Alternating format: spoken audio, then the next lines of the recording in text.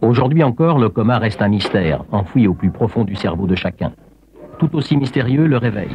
La guérison est toujours imprévisible. Il faut savoir distinguer entre la vie et la mort. Les deux sont belles. Moi, je préfère mourir pour mes idées que de mourir de lassitude.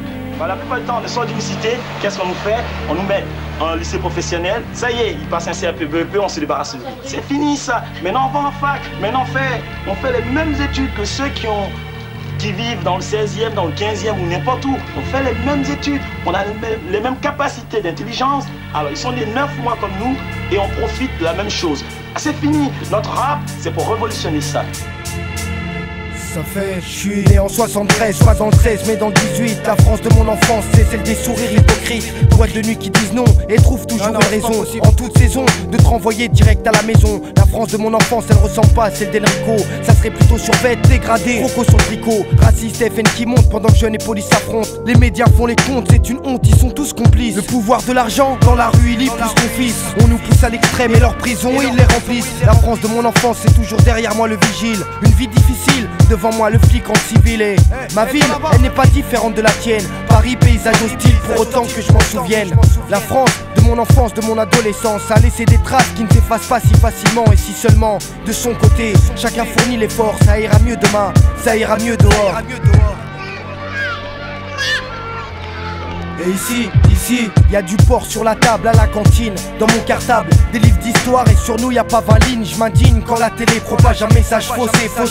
Tout ce qu'ils nous disent, tout ce qu'ils nous montrent depuis des années. Je suis né en France mais ça fait pas de moi un français. Je suis terrien et j'ai rien, cela me vaut-il un procès? Je procède par étapes, donc 1, je pousse pas à la haine. 2, je suis pas parano, vu qu'en gros c'est partout la même. 3, la France de mon enfance à croire que je la dérange. Je parle pas de s'intégrer, moi je te parle d'amour et d'échange. De mélange de culture pour repartir sur de nouvelles bases. Si chacun fournit l'effort et qu'on laisse parler ceux qu'on écrase.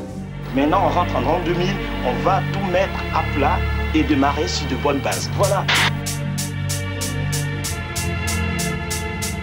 Le respect ça se gagne et nous on aime quand c'est réciproque. Pour pas voir ce qui se passe faut être au minimum un cyclope, myope.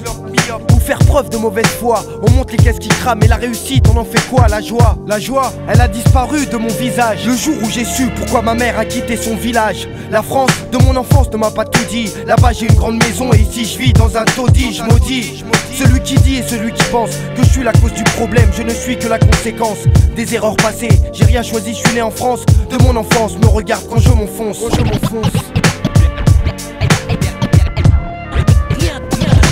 Derrière la fête et les sourires se cachent des gens sans travail.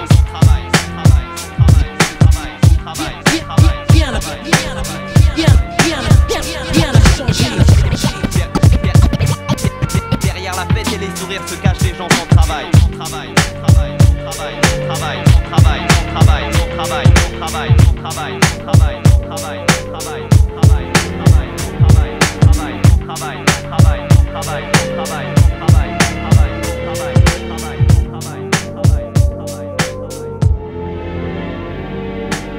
Certains ne sortent jamais du grand sommeil comme on l'appelle, d'autres un jour se réveillent, alors pour eux commence une nouvelle vie.